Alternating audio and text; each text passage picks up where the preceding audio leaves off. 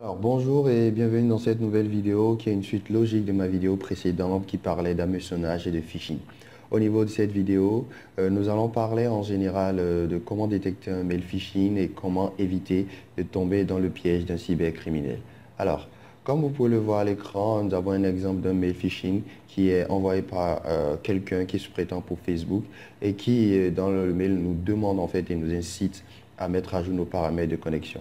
La première des choses à faire pour vérifier si ce mail est un mail de phishing ou pas est d'abord de faire un clic droit sur le lien, de copier l'adresse du lien et de le coller au niveau de notre bloc-notes et de vérifier si ce qui a été collé au niveau du bloc-notes correspond réellement à ce qui a été tapé au niveau du mail. Dès qu'on a une mauvaise correspondance déjà, on peut déjà se dire qu'on est en face d'un mail de phishing.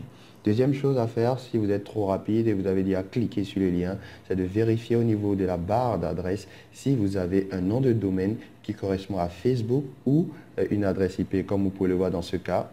Et ce n'est pas le cas. Et à côté, on peut afficher les informations concernant le site et on peut voir que ce site n'est pas privé, ce qui veut dire que tout ce que vous taperez au niveau de ce site peut être vu et lu sur les réseaux par n'importe qui. Contrairement au vrai site de Facebook, comme vous pouvez le voir, nous avons déjà la notion de HTTPS qui dénote en fait d'une certaine sécurité au niveau du site.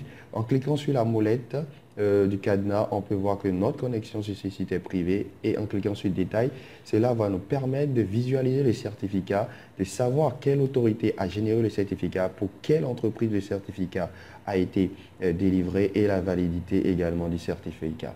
Tout ça permet déjà de dénoter la sécurité au niveau de ce site. Alors, concernant les bonnes pratiques, il faudrait vous méfier de tout ce qui est email adressé avec l'option cher client ou n'importe quelle autre salutation, qu'il s'agit d'une banque ou d'une autre institution. Ils savent exactement qui vous êtes et vous appellera par votre nom.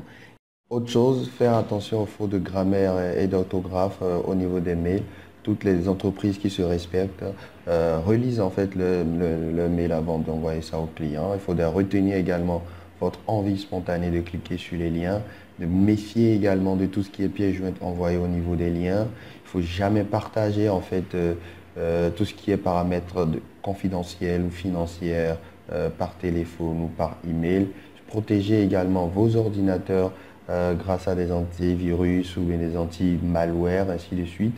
Et plus important, parlez-en autour de vous afin que vos proches soient au courant de ces genres d'attaques et ne tombent pas dans le piège des cybercriminels. Il faudrait utiliser également votre bon sens. Si un mail vous semble trop beau pour être vrai, il s'agit forcément alors d'une attaque. Si après lecture d'un mail, vous pensez qu'il s'agit d'une attaque, alors supprimez-le et puis videz également votre corbeille. Ce sera tout pour cette vidéo. J'espère qu'elle a été informative pour vous. Je vous remercie de votre attention et vous donne rendez-vous dans les prochaines vidéos pour parler d'un nouveau topic sur la sécurité informatique. Merci.